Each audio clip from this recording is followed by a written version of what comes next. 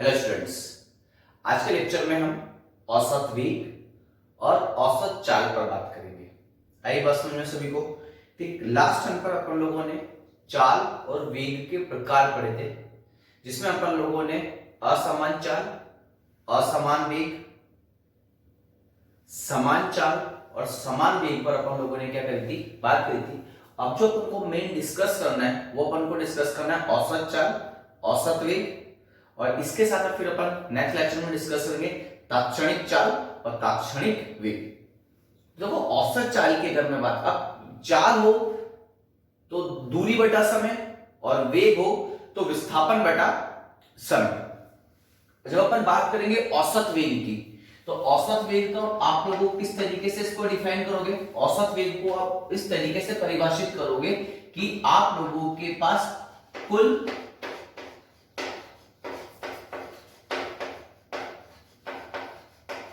तय विस्थापन बटे में लगा कुल समय। मतलब औसत वेग आप लोगों के पास क्या होता है? औसत वेग होता है आप लोगों के पास कि कुल तय विस्थापन और लगा कुल समय का अनुपात। आगे बस में कुल तय विस्थापन और लगा कुल समय का अनुपात किसको व्यक्त करेगा? औसत वेग को व्यक्त करेगा। आई बात समझ में आप सभी को? ठीक, इसी तरीके से अगर मैं बात करता हूं औसत चाल के लिए, तो औसत चाल का मतलब होता है कुल तय दूरी बटा लगा कुल समय। तो दूरी बटा समय, तो क्या कैसे बात करूंगा इस पर? औसत चाल की कुल दूरी और लगा कुल समय का अनुपात क्या कहलाता है? औसत चाल कहलाता है। ये तो डेफिनेशन हो गई कि डेफिनेशन अगर औसत वेग की देनी है तो कुल तय विस्थापन बटा लगा कुल समय, औसत चाल कुल दूरी बटा लगा कुल समय। अरे बस अब अपन कुछ समझते हैं डायग्राम के थ्रू। उससे पहले आप याद रखना कि अपन लोगों ने जब दूरी और विस्थापन का लेक्चर पे बात करी थी, तब अपन लोगों ने देखा था कि अगर कोई कण बिना अपनी दिशा परिवर्तित करे हुए एक निश्चित दिशा में गति करता है तो उसके द्वारा तय विस्थापन का परिमाण हमेशा दूरी के बराबर होता है। इसका मतलब क्या हुआ? इसका मतलब हुआ कि अगर कण बिना अपनी दिशा परिवर्तित करे हुए एकदम सीधा जा रहा है तो ऐसी स्थिति में उसके विस्थापन का परिमाण और दूरी बराबर होती कि नहीं होती? वही चीज अपन यहां पे करेंगे। कण को अपन एक निश्चित दिशा में सीधा भेजेंगे और अभी अपन उसकी दिशा में कोई परिवर्तन नहीं करेंगे तो उसके विस्थापन का परिमाण और दूरी दोनों क्या होगी? आप लोगों के पास बराबर होगी। तो बहुत ध्यान से देखना। मान लेते हैं एक आदमी है, एक मैन है जो कि अनंत से भागता हुआ आ रहा है और अनंत पे जा रहा है, और ये मान लेते हैं कि दीवार पे ये एक विंडो है, ठीक है ना? जब वो पीछे से गुजरेगा और ये खुली अपने पास विंडो है, ठीक है ना, खिड़की है, तो जैसे वो पीछे से गुजरेगा तो उनको इस विंडो में दिखने लगेगा कि नहीं दिखने लगेगा? और वो अनंत से कहीं आ रहा था, अपन सब बैठ के देख रहे थे, तो अपन ने देखा कि वो यहां से भागता हुआ अपन को दिखा ऐसे।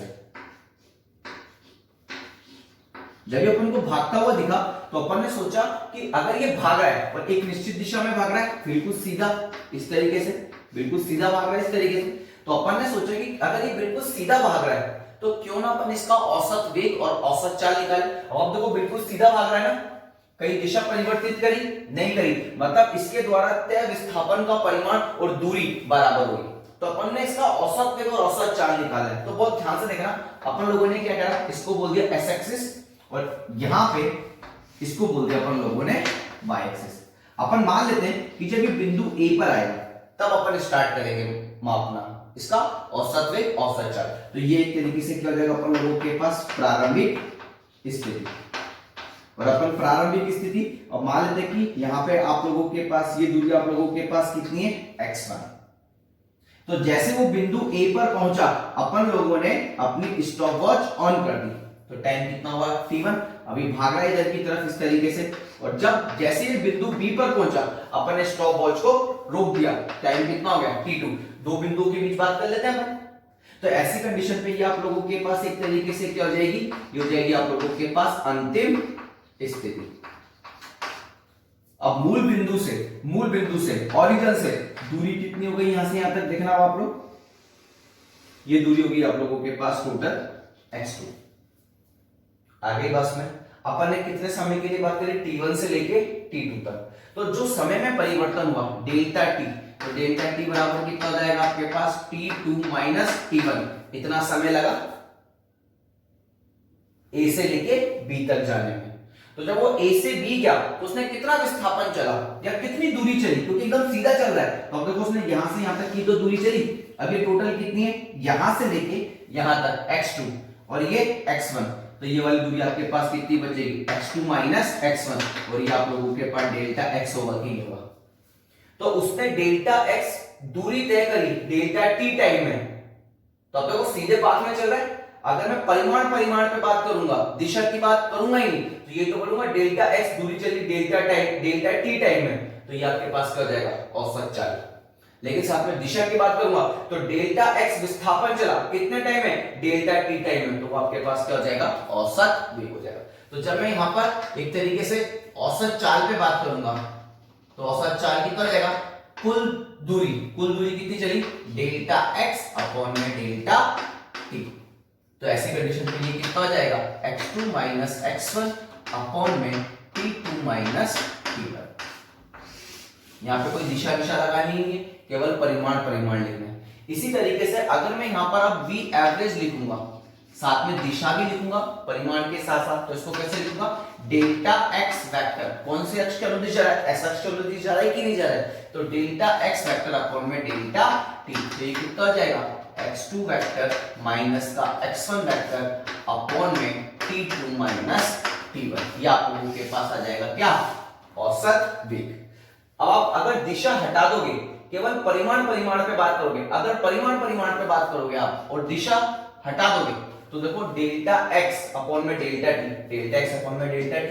तो अपन लोगों ने यहाँ पे क्या चीज नोटिस कर रहे हैं, अपन ये चीज नोटिस कर रहे हैं कि अगर निकाय बिना अपनी दिशा परिवर्तित किए हुए एकदम सीधे पाथ में गति करता है, तो ऐसी स्थिति में अपन क्या नोटिस करेंगे कि औसत वेग का परिमाण बराबर होगा किसके, औसत चाल के।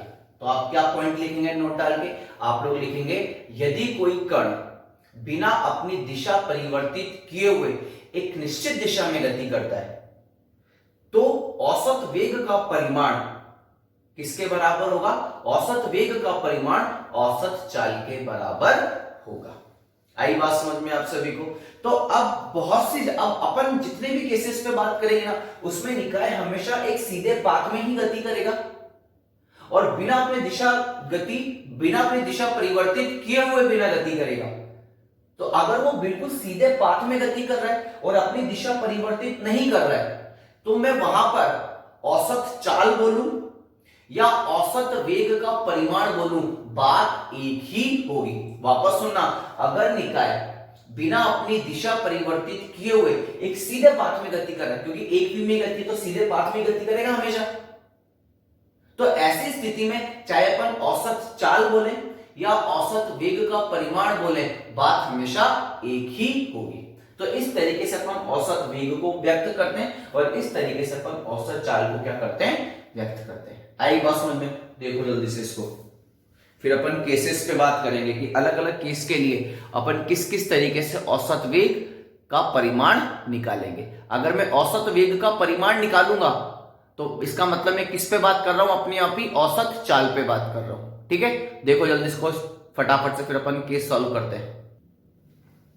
केस स्पष्ट देखो बेटा, क्या कह रहा है, यदि एक कण t1 टाइम में x1 विस्थापन करता है, t2 टाइम में x2 विस्थापन करता है, t3 टाइम में x3 विस्थापन करता है और इसी तरीके से आगे, तो आपको बताना है कि कण का औसत वेग का परिमाण कितना होगा। अब आप देखो इसको ऐसे समझो, मान लीजिए कि कण एक बिंदु A से चलता है एक सीधे पाथ पे और उसको कहां तक जाना है, बिंदु B तक जाना है। अपन ने क्या देखा कि t1 टाइम में उसने कितना विस्थापन चला x1, t2 टाइम में उसने कितना विस्थापन चला x2, t3 टाइम में उसने कितना विस्थापन चला x3, इसी तरीके से आगे चलता जाएगा। तो ऐसी कंडीशन पर अपन को औसत वेग का परिमाण निकालना है। तो वी एवरेज परिमाण निकालने के लिए किस में बंद कर दो, मॉड में बंद कर दो। तो आपके पास क्या हो जाएगा, कुल विस्थापन बटा लगा कुल समय। अब कुल विस्थापन कितना है, यहां से यहां तक x1 x2 x3, तो आप कैसे लिखोगे कुल विस्थापन x1 plus x2 plus x3। अब परिमाण निकाल रहा हूं इसलिए दिशा नहीं लगा रहा हूं, तो x1 plus x2 plus x3 dash dash dash, और अपॉन में क्या लिखूंगा, कितना लगा कुल समय, t1 plus t2 plus t3 and dash dash dash. तो ये आपके पास एक तरीके से क्या आ जाएगा, v एवरेज का परिमाण आ जाएगा, मतलब औसत वेग का परिमाण आ जाएगा। आई नहीं आई बात सुनने, जल्दी से देखो बेटा इसको।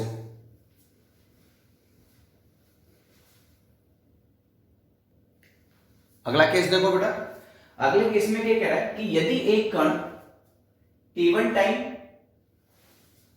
टाइम के लिए v1 वेलोसिटी से चलता है, t2 टाइम में v2 वेलोसिटी से चलता है, v2 वेग से चलता है, और t3 टाइम में v3 वेग से चलता है, गति करता है।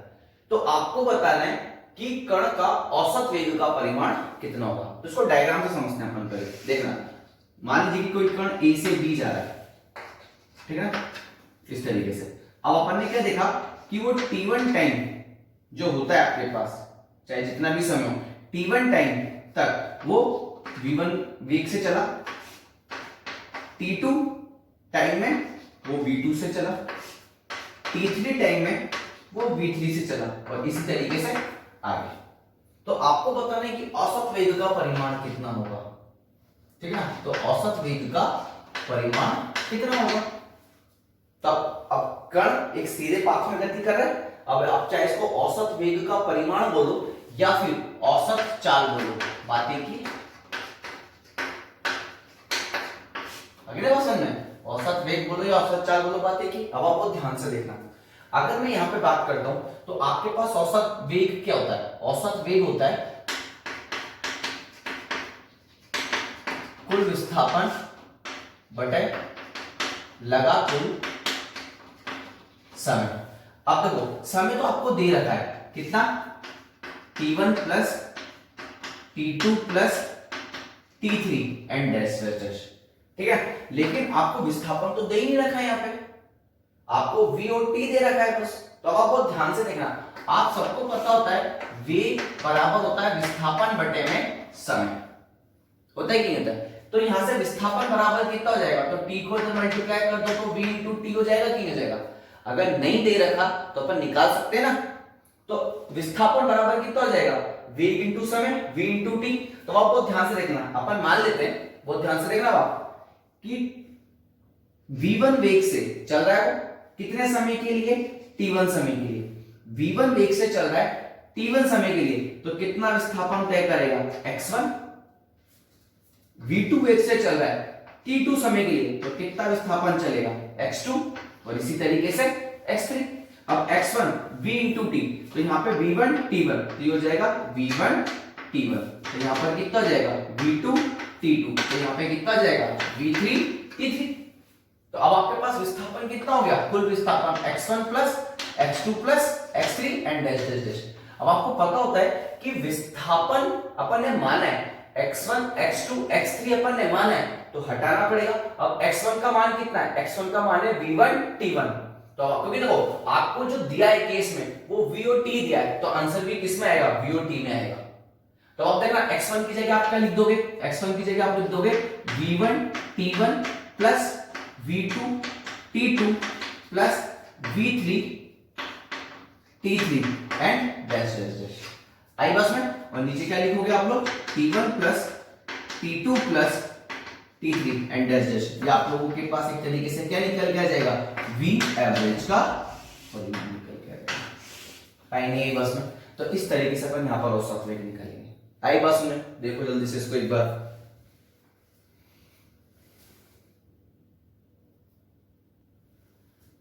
नेक्स्ट क्वेश्चन देखो बेटा। अब एक क्वेश्चन करते हैं अपन, जो केस सेकंड करा है ना अपन ने, उससे संबंधित एक क्वेश्चन करते हैं। क्वेश्चन क्या कह रहा है, यदि प्रथम आधे समय अंतराल में v1 चाल से और दिखते आधे समय अंतराल में v2 चाल से गति करता है, तो यात्रा के दौरान कण की औसत चाल बताओ। तो अपन इसको पहले डायग्राम से बनाते हैं। देखो प्रथम आधे समय मतलब ये हो गया आपके पास a, ये हो गया b। अपन मान लेते हैं कि a से b तक जाने में जो समय लग रहा है वो कितना समय लग रहा है आपके पास, वो समय लग रहा है t। तो प्रथम आधा समय मतलब यहां तक कहीं तक प्रथम आधा समय, तो t1 बराबर कितना हो गया t/2, और यहाँ पे t2 बराबर कितना हो गया आपके पास t/2 हो गया पूरा समय t/2 प्रथम आधा समय और बचा हुआ आधा समय। प्रथम आधे समय के लिए कितने वेग से चल रहा है v1 वेग से, और अगले आधे समय में कितने वेग से चल रहा है v2 वेग से। तो देखो यहाँ पे v और t है, ठीक। अब आप बहुत ध्यान से देखना कि आप लोगों के पास जो औसत चाल होगी वो क्या होगी, कुल दूरी बटा लगा कुल समय। अब दूरी तो यहां पे दे ही रखी, वेग दे रखा है और समय दे रखा है, तो आप सबको पता होता है कि दूरी कैसे लिखते हैं अपन, दूरी x1 बराबर कैसे लिखेंगे v1 इंटू t1 लिखेंगे कि नहीं लिखेंगे, और t1 की वैल्यू कितनी है t/2, तो ये आपके पास हो जाएगा v1 t/2। इसी तरीके से यहां पर x2 इक्वल टू कितना हो जाएगा v2 t2, और t2 की वैल्यू भी कितनी है t/2, ये हो जाएगा v2 t/2। तो कुल दूरी कैसे लिखोगे आप लोग, देखना आप लोग, औसत चाल बराबर x1 प्लस x2 अपॉन में t1 प्लस t2। x1 की वैल्यू कितनी है, x1 की वैल्यू ये v1 t/2 plus v2 t/2 upon में t1 की वैल्यू कितनी है t/2 प्लस t/2। अब आप देखना यहां से t/2 कॉमन ले ले, तो जब आप t/2 कॉमन ले लोगे तो t/2 कॉमन ले लोगे, अंदर बचा v1 प्लस v2, और नीचे t/2 मिलके कितना हो जाएगा आपके पास t हो जाएगा कि नहीं हो जाएगा। अब आप देखो बटे के ऊपर अगर बटा आता तो ये 2 किधर आ जाएगा, नीचे आ जाएगा, तो आपके पास जो आएगा वो आएगा t v1 plus v2 upon में 2t, ये t से ये t कैंसिल हो जाएगा, तो आप लोगों के पास जो औसत चाल आएगी वो कितनी हो जाएगी v1 प्लस v2/2 हो जाएगी। आई बात समझ में आप सभी को, ठीक। देखो बहुत ध्यान से इसको, अगर वो ऐसे कहता, बहुत ध्यान से देखना आप लोग, ठीक। इसी को अपन एक तरीके से और करते हैं, इसे एक क्वेश्चन और देखते हैं, बिल्कुल ठीक है। पहले तो ये समझ में आया कि नहीं है, अब अगला क्वेश्चन देखो, बिल्कुल इसी तरीके का एक क्वेश्चन और करते हैं अपन, देखना आप।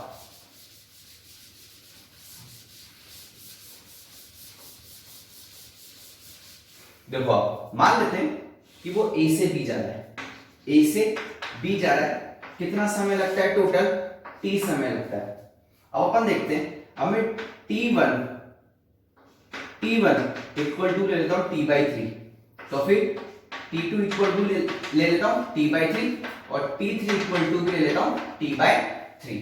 तो t/3 t हो गया ना, यहां पे मान लेते हैं वेग v1 v2 v3। अब वही v और t आ गया, x1 निकालना पड़ेगा कि नहीं निकालना पड़ेगा, तो x1 कितना हो जाएगा v1 t1। अब v1 कितना है, v1 तो v1 है, और t1 कितना है t/3, तो ये हो जाएगा v1 t/3। तो इसी तरीके से x2 बराबर कितना हो जाएगा v2 t/3, और x3 कितना हो जाएगा आपके पास v3 t/3 हो जाएगा। तो अब आपको निकालिए औसत चाल, कि औसत चाल कितनी होगी।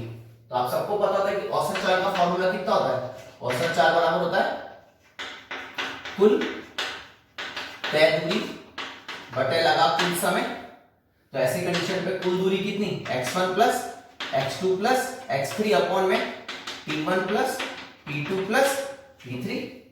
अब x1 की वैल्यू कितनी है v1 t/3 plus v2 t/3 plus v3 t/3 upon t1 की वैल्यू कितनी है t/3 plus t/3 plus t/3। अब t/3 मिलके t हो जाएगा, तो देखना आप लोग, और यहां से t/3 कॉमन ले लो, तो t/3 बाहर आ जाएगा, अंदर बचेगा v1 plus v2 plus v3, और इधर कितना बचेगा t/3 t, ये टी से ये टी क्या हो गया, कैंसिल। तो V एवरेज बराबर आपके पास कितना गया, V1 plus V2 plus V3 bye V। अब आप बहुत ध्यान से देखो इस चीज को, अभी 2 मिनट में समझ में आ जाएगा। जब T/2 था और वेग V1 V2 था, तो आपके पास आंसर क्या था, V1 प्लस V2/2। अब यहां पे क्या हो गया, यहां पर हो गया T/3 मतलब 3 वेग V1 V2 V3। तो आंसर कितना है, V1 plus V2 plus V3/3। आगे बस में अगर यहां पे मान लीजिए T/4 4 होंगे कि नहीं होंगे टोटल, तो V1 V2 V3 V4। तो आंसर कितना आएगा, V1 plus V2 plus V3 plus V4 upon में कितना आ जाएगा, 4। तो हमेशा ये केस, ये चीज तभी वैलिड है जब आपके पास V और T गिवन है। अब जितने भी वैल्यू दे देगा आप सॉल्व कर सकते हो इजीली।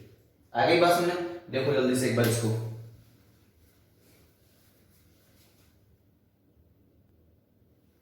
अगला केस देखो बेटा, अगले केस में क्या कह रहा है कि यदि एक कण x1 दूरी तय करता है v1 वेग से, x2 दूरी तय करता है v2 वेग से और x3 दूरी तय करता है v3 वेग से, तो आपको औसत चाल निकालनी है। मतलब आपको क्या कह रहा है, आपके पास यहां से लेके यहां तक, a से लेके b तक आपको जाना है, ठीक। अब आपने x1 दूरी तो चली v1 वेग से, x2 दूरी चली v2 से और x3 दूरी चली v3 चाल से, ठीक। अब देखो यहां पर x और v है, t नहीं है, जबकि आपके पास v इक्वल टू कितना होता है, x अपॉन में t, 3 होते हैं।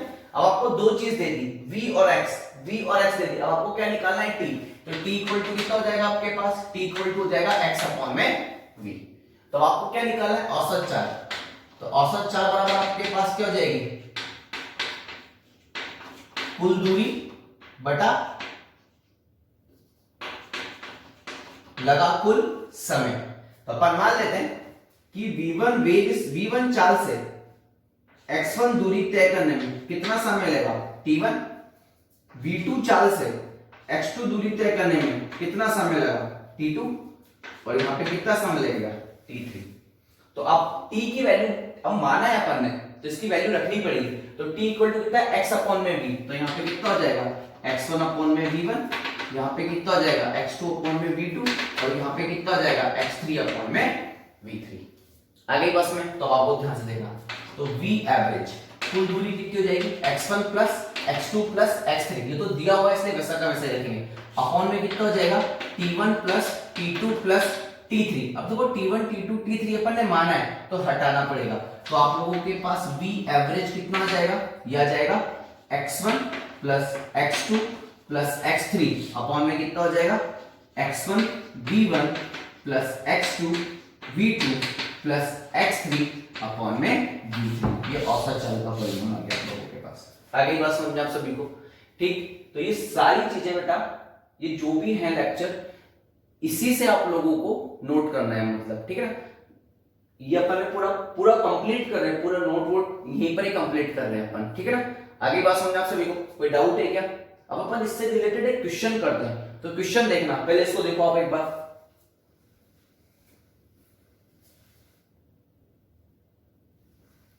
क्वेश्चन देखना बेटा, यदि एक कण प्रथम आधी दूरी v1 चाल से और द्वितीय आधी दूरी v2 चाल से तय करता है, तो कण की औसत चाल ज्ञात कीजिए। अब आपको ध्यान से देखना, मान लीजिए कि वही a2 भी जा रहा है, एकदम सीधा जा रहा है। अपन मान लेते हैं कि a और b के बीच की कुल दूरी कितनी है, s।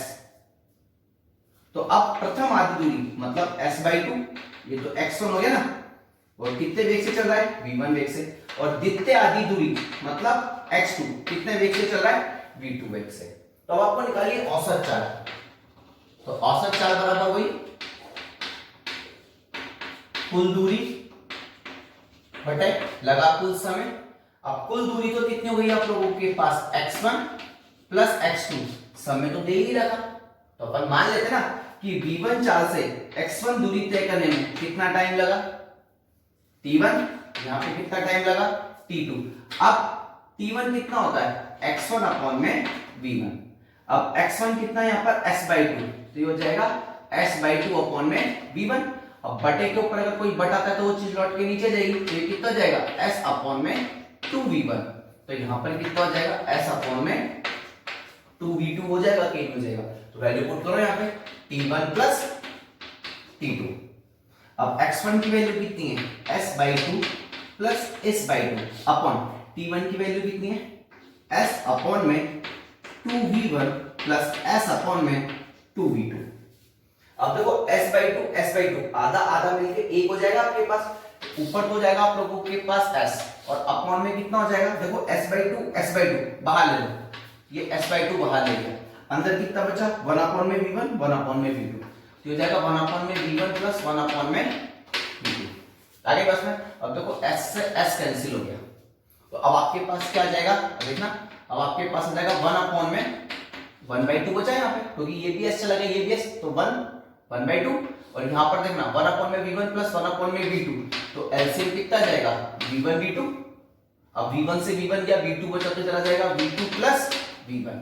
अब आपको ध्यान से देखना, अब आपके पास कितना हो गया 1 अपॉन में v2 प्लस v1 अपॉन में 2v1 v2 है ना, इसको इसके साथ लिख दिया क्योंकि ये भी अपॉन में आ रहा है ये भी अपॉन में, तो 2v1 v2। और देखो ये तो मेन बटा और बटे के नीचे कोई बटा था, तो ये चीज लौट के किधर चली जाएगी ऊपर, तो आपके पास आंसर कितना आ जाएगा, आपके पास आंसर आ जाएगा 2v1 v2 अपॉन में v1 प्लस v2। ये क्या निकल गया है आपके पास, औसत चाल या फिर औसत वेग का परिमाण।